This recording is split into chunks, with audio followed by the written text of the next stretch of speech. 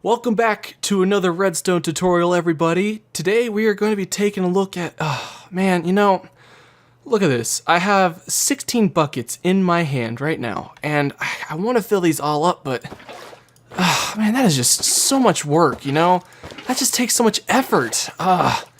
It's just annoying to have so many buckets to fill up. If only there was some sort of machine that could do that for us. That's much better. That looks like a contraption worth filling buckets. Alright guys, so all jokes aside, welcome to another Redstone tutorial. Today we are going to be taking a look at the automatic bucket filler. So as you see right here, this is the entire system. If we just take a look right up here, this is our input chest.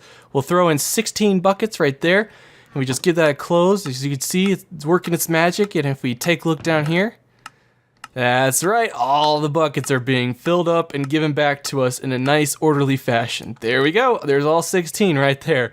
So guys, this is a fairly simple design to make. It's very easy to build, and and before you say it, yes, I know, it's a very pointless contraption. I'm well aware of that. This is just one that was fun to make, and I thought it'd be fun sharing with you guys. So yeah, now let's take a look at how to build this thing. But as always guys, before we get into building this thing, we of course need to know what materials we need to have in order to build it. And if you just take a look right in here, the system requires very little redstone. It's very simple to build. As you can see, it requires just one dispenser, 2 hoppers, 1 redstone comparator, 2 redstone repeaters, 3 pieces of redstone, 1 redstone torch. Of course, you'll need 1 trap chest and 1 regular chest for your output. And then, of course, you'll need a bunch of building blocks in order to build this thing. And that's pretty much it. That's all that you'll need to have in order to build it. So let's get into building this thing. So to get started with building your system, you're first going to place in the chest that's going to be your output. And then you're going to lead a hopper into that chest just like so.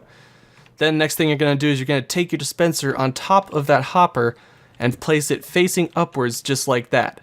Next thing you're going to do is you're going to take another hopper and place it above your output chest right there, leading into the dispenser. And on top of that hopper, you're going to be placing yourself in a trap chest. Now, you can make it a regular chest if you want to, but what the trap chest allows you to do is it allows you to place in whatever items. And this is in case you make any mistakes with placing in your buckets. You may accidentally place in another item. But what the trap chest does is it won't let the items go through the system until you close the trap chest. So as you can see, we can just take those out because we don't want them to go through, and then once it closes, it'll start going through the entire system. So the next thing you're going to do is you're going to place in a little trough right here.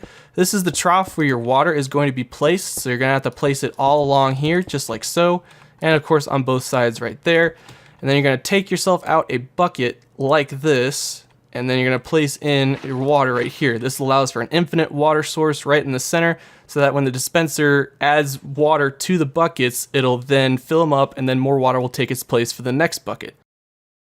Now getting into the real redstone work, what we're going to do is we're going to place a couple blocks just like so, with a redstone comparator leading into that block on subtract mode. Next thing you're going to do is you're going to place yourself a torch leading out the side of that block just like that. Then you're going to place yourself in a redstone dust with a repeater facing in there on 2 ticks, just like that. Then over here, you're going to place yourself in a couple more blocks with a thing of redstone dust and a repeater just like that. Now leave this repeater alone, you don't want to adjust it. And that is pretty much the entire system in a nutshell. But what you're going to do too here is this is where things get a little interesting. You're going to want to have to place in a redstone dust right there. This will deactivate the hopper when items are going through the system. That way you don't get any sort of overflow. Now, it's exposed redstone, I know, but what you can do to counteract that, if you want, is you can extend the chest out just like that, and you can cover up the whole thing in blocks. It works either way. Of course, you'll need to leave a block right here to allow these chests to open. But yeah, that is pretty much the entire system in a nutshell. Now, let me just get into some of the quirks and stuff about the system, just some extra things that you're going to need to know. So there's just one quirk about this system that some of you may find a little discouraging, but it's only going to occur once, and it's fine the rest of the time. Like, it doesn't appear in your system anymore after that. It's really fine. So this is a brand new system right here that I have not filled with any buckets yet. And if we take a look right here, we have 9 buckets each. So if we take 9, it should fill up an entire line of inventory space. So an entire row of just filled buckets. But if you take a look right here, once the system is entirely done dispensing, only 8 have been dispensed. And that's because the bottom hopper here is timed in such a way that you lose one right there. So what this design actually requires out of it is for you to sacrifice one bucket. So if you take these buckets out and we place in another 9, the system should work perfectly fine now. And as you can see, 9 have been dispensed. So that's the only odd thing about this system. It requires you to actually sacrifice a bucket of water to it. But it's a really compact system. It's a pointless system anyways, so you don't have to build it if you don't want to. You can easily manually fill up all the buckets. But yeah, that's the only quirk that's really about this system. It's something fun to build, you know, just something for you guys to have. You know, it's just for fun. So that's actually going to have to do it for me in this redstone tutorial. I want to thank you guys so much for watching. Of course, if you guys liked the video, leave a like on it. If you guys want to leave me any sort of suggestions or give me some feedback on the system, be sure to give me a comment down below. And of course, if you want to see more content, well, then be sure to subscribe. But thank you guys so much for watching, and I will see you all in the next video.